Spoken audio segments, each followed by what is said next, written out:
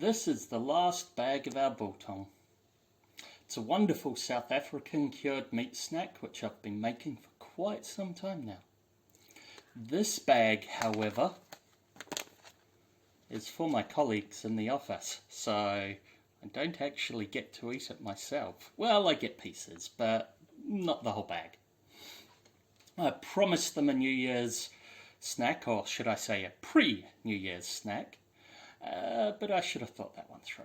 Yeah. Don't want to give them my last bag, do I? Too many people have been asking and kind of demanding to get their hands on this yummy snack, and well, you can't say no to everybody. I'm guessing a trip to Smithfield's is going to be in the offing. It's a great meat market. It deals in a lot of things, and for this one, some great silverside is on the cards. It should be ready for all the New Year's festivities. So this is Smithfield Market, and it's approximately 12:30 at night, so the market is only just opening. I believe the opening hours are about midnight until 6, 7, maybe even 8 a.m. You can see all of the trucks, all of the vans, etc. here. And as we walk in, we see all the various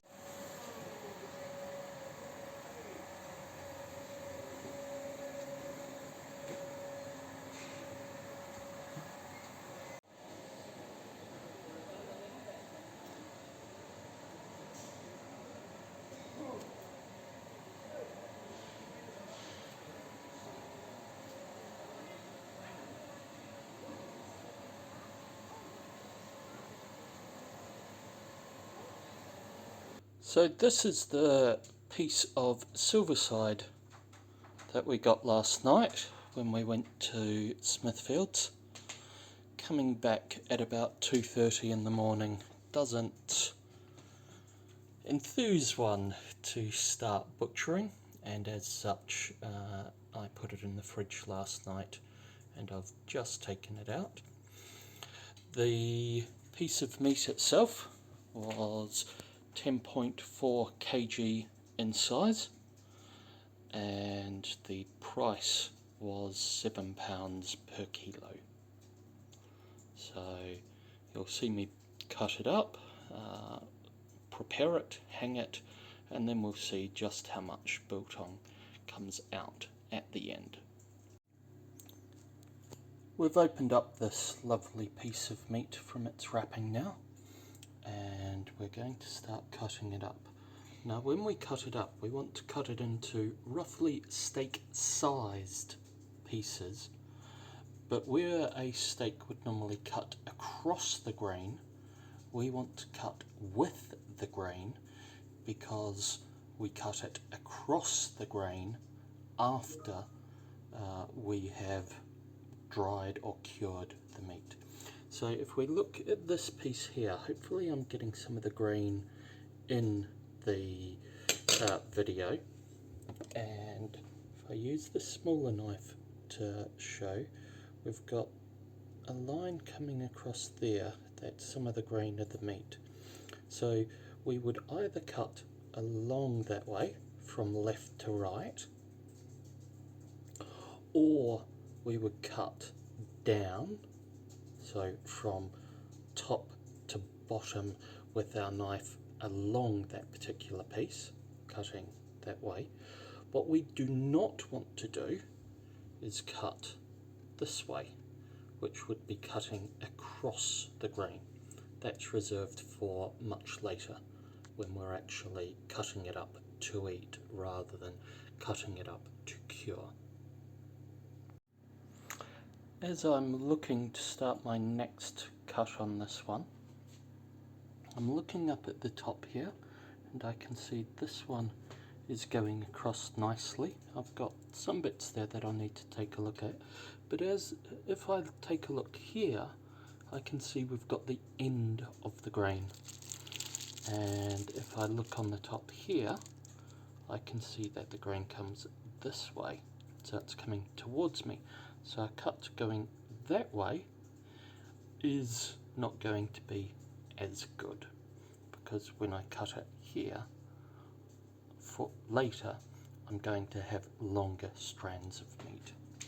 Where if I look down at the bottom here, for the piece that I did cut before, that's still nicely in the same way.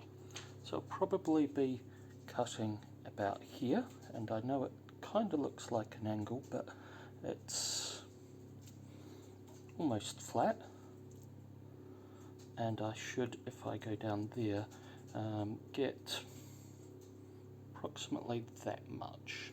So I say a thumb width is approximately an inch.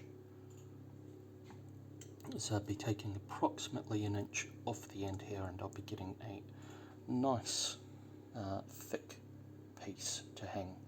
If we look at this piece that I've just cut off, you can see the grain coming down here. And if we look at that way, okay, the grain's coming in a slightly different direction, but again, you can see the length of the fibre of the meat. So that one is going into our vinegar, and get nice and covered.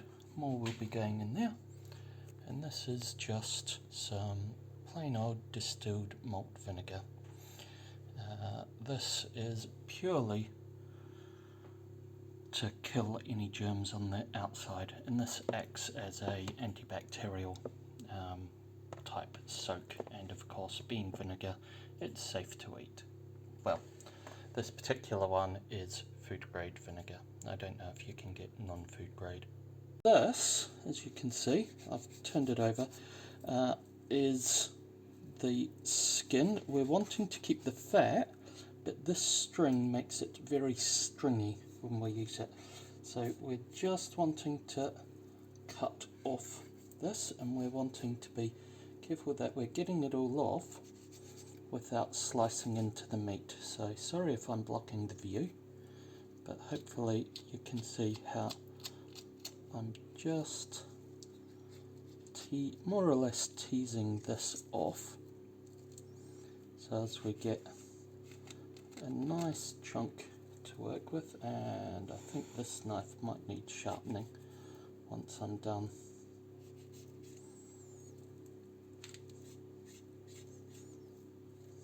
But at least I'm not cutting into the meat. I'm more or less just using the weight of the knife to fall almost through the meat, and you can see nice along with the grain.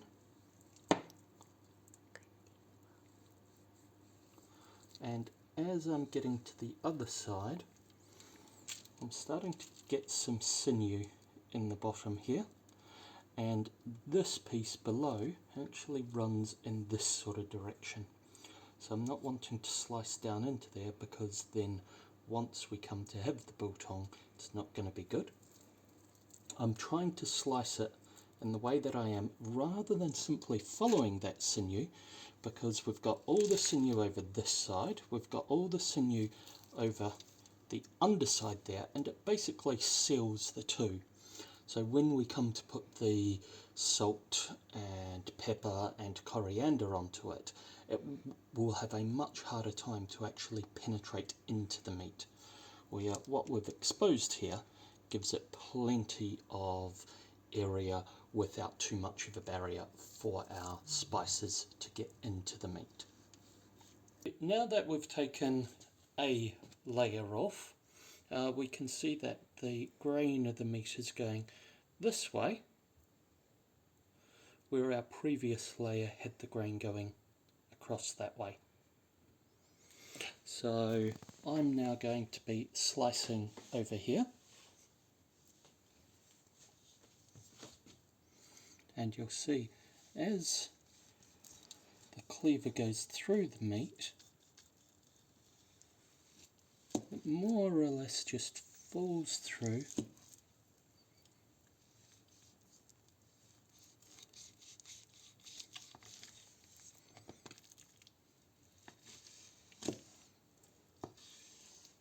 Encountering very little resistance, and we can see again the grain going along here.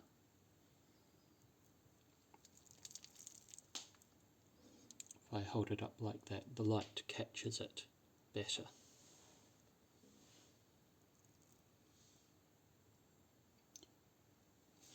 Almost done butchering this very nice piece. If you look just in and around here, you can see lots of little bits of fat, all of this marbling.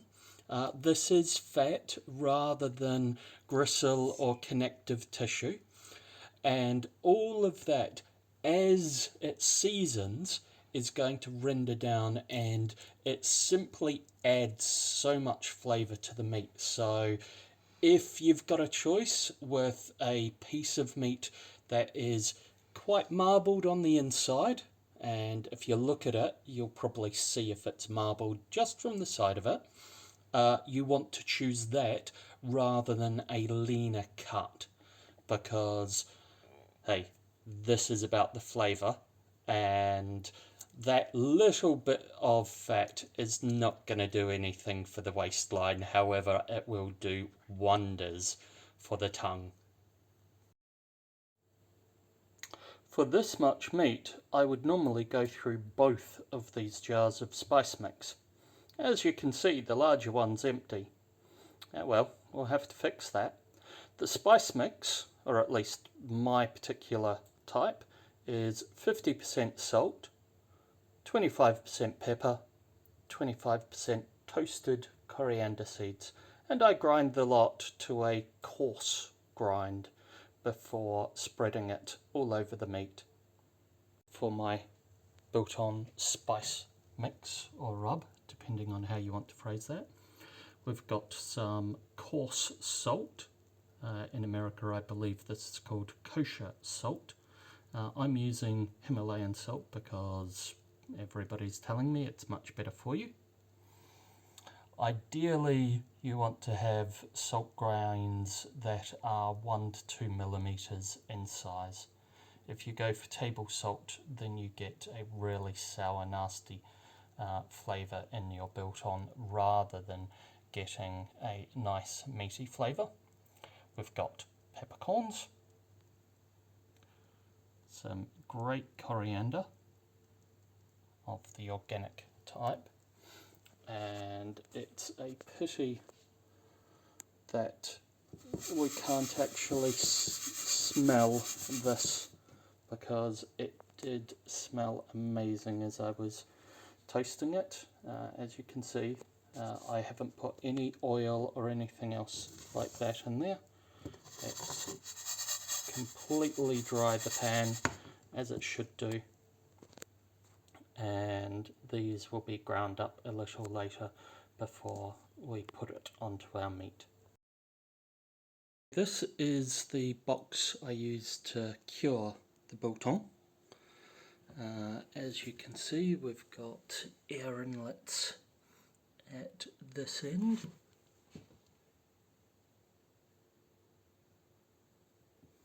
and then at the other end I've just got a couple of computer fans. I initially had 8cm computer fans, but I've changed them to 12cm ones, simply being I want a slightly slower rotational speed but a higher amount of air going through. The whole point about this is to slowly dry the meat in a controlled way, so we're simply wanting airflow.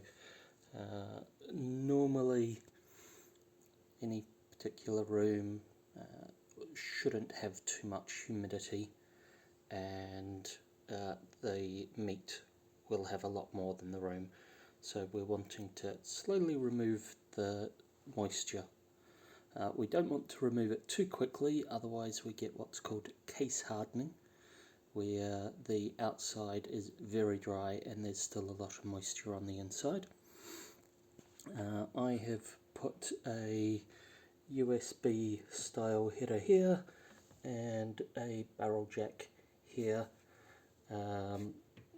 Fans will run anywhere from about 3 volts to 12 volts, so the different voltages just mean how quickly the air will flow through. I've also put mesh on these particular parts, and that's purely so as any small insects etc. can't crawl in and through and get to the meat. Apart from that, we've got some holes in the side which you can probably just make out there, and what we do is we get a wooden dowel. These are about a centimetre in diameter, and we literally just put them through the holes that I've made, and we hang the meat from them. So the meat's been in the fridge for almost 2 hours now, and I'm about to get it out and start putting the spices on and start hanging it in here. The meat had been in the fridge for just over 2 hours. I was moving it around a little bit to try and make sure all of the parts of the meat had enough time soaking in vinegar. You can see we've got plenty of spices here. That's from me cooking off the coriander seeds earlier. This, as I said, is about 25% coriander, 25% pepper, and about 50% salt. And ideally the salt wouldn't be ground quite as fine as I've had to grind it, but I've got large crystals and the grinder doesn't grind them to a coarser amount. So this is where we are. It still comes out well. And a bunch of plastic hooks so as we can hang the meat, and the spices will go in there. Okay, I've just taken 2 of the pieces out after straining the vinegar. We pat them dry. They don't need to be completely bone dry. Then into our spice mix. Make sure we get it nice and covered. Trying to get every single part covered in this mix, and you can see just how much it absorbs. And then, as this is a larger piece, I'm going to put 2 hooks in it. That side,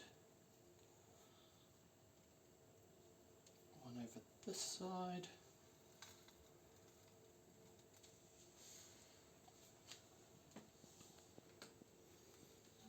And then I'm going to need to move those a bit lower.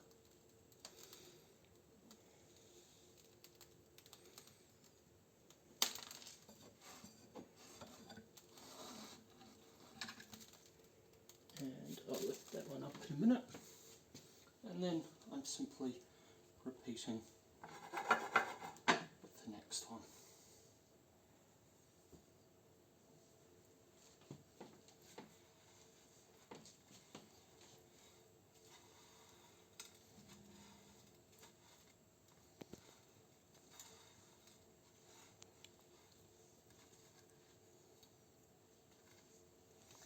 Making sure I cover the ends as well as the flat sides. And again with this one, as it's a larger piece, I'm going to hang it from both sides.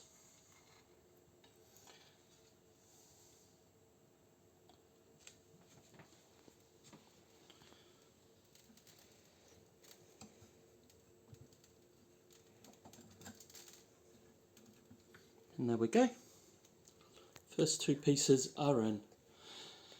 The spices here are very aromatic and are smelling absolutely great. The meat will be even better, and I'll get some videos once this has got more meat in it, and then over the next couple of days so as we can see how that progresses.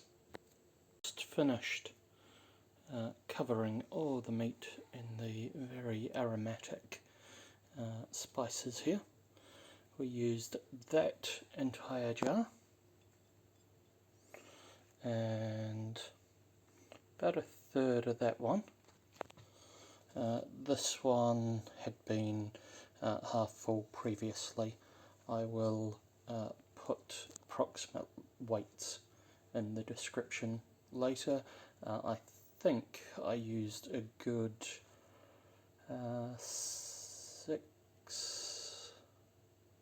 probably 700 grams of spice or coriander, salt and pepper. There's a little bit in there, but that's covered in juices from the meat, vinegar, etc. So that's going to be binned. And then we've got all of the meat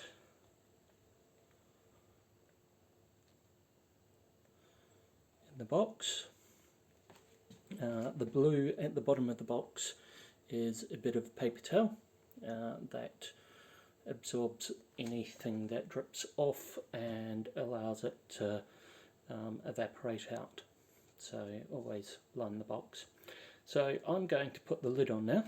I'm going to attach a power supply, and I think at the beginning I'm going to be setting it to around 9 volts, which should get the fans going at a good speed so as I can suck as much of the moisture out as possible. It's quite late at night, so in the morning I'll then turn the fans down so as they're not pulling quite as much moisture out. This box for just over 5, almost 6 days now, and they probably don't look too much different to most people. However, if I'm going and taking a look into ones like that, hopefully you can see a little bit of the difference around the hook. It's a lot lighter, and if I look in this one here, you'll see the fat on the right hand side of that particular one has gone from a whitish colour to a much darker brown. This, when I cut it open, will probably be a lot clearer. It has gone that colour because it's absorbed the salt, the pepper and the coriander. So hopefully those are going to be very tasty. And certainly if I look at the bottom of this, we can see that any moisture that has been in there has dried out, and we can probably see just a little bit of fat that's rendered on that one, and you can see that particular part that I've focused on is slightly transparent. So there are the differences. That's what it looks like at the moment. I think this is about done. So the next shot will show me cutting up some of these pieces just to make sure that they're good. Well, this piece off, and it was 2 to 3 times that particular length. If you look very closely there, you hopefully can see the grain going from left to right, and you can see I've cut from top to bottom when you're looking at the screen. If we look at these pieces that I've cut off it, you can see just how much it's cured on the outside. You've still got some very nice pinky red on the inside, and if you pop one of these in your mouth, it'll be very tasty. If you wait till tomorrow, if you can wait, it'll be even better, because all of the flavour is in there, and giving it just a couple of hours after you've cut it then lets the flavour balance out a little bit more. And you can see some of these pieces over here are towards the end of the particular piece, and if we come up here you can see again in the centre that little bit coming off, that's a bit of the fat, and another one of the pieces out. As you can see all down here, the fat on this side, the meat on the other side, the fat has rendered here, and as I slice through this piece you can see how nice it is there. And if you look right on the edge, see how that is a nice translucent colour rather than the white of general fat that hasn't yet cured. So we're going to continue slicing through here. Oops.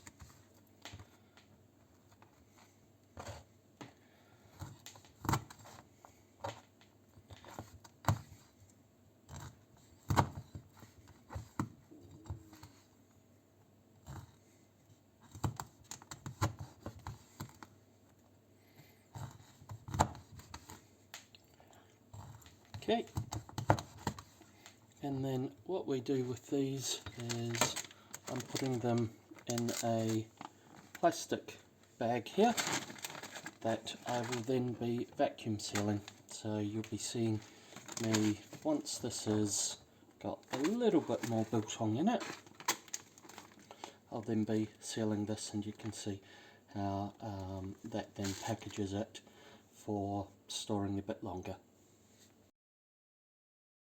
About a bag full.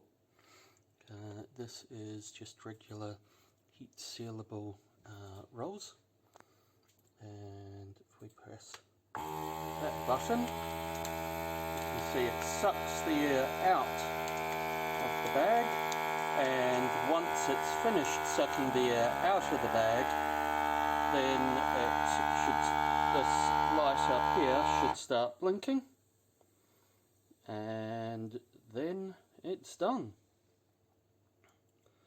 So, right, it's heat sealing, and that's it. If I press both of these, take it out, and you can see nicely packaged. Can go in the fridge, or if needed, the freezer. And I'm going to start cutting up the rest. I hope you've all enjoyed. Now for all the accountancy bits, because I'm sure some would like to know. Firstly, the box.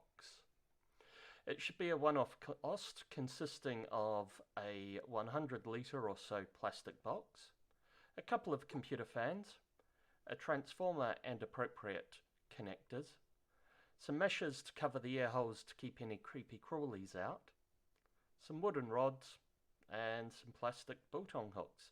The hooks were surprisingly the hardest of all of this to get hold of. And finally, the biltong itself. I used 10.44 kgs of meat, 1.5 litres of vinegar, 660 grams of spices, remembering that my meat is 50% salt, 25% coriander, and 25% black pepper, ideally all coarsely ground together, and those percentages are by weight.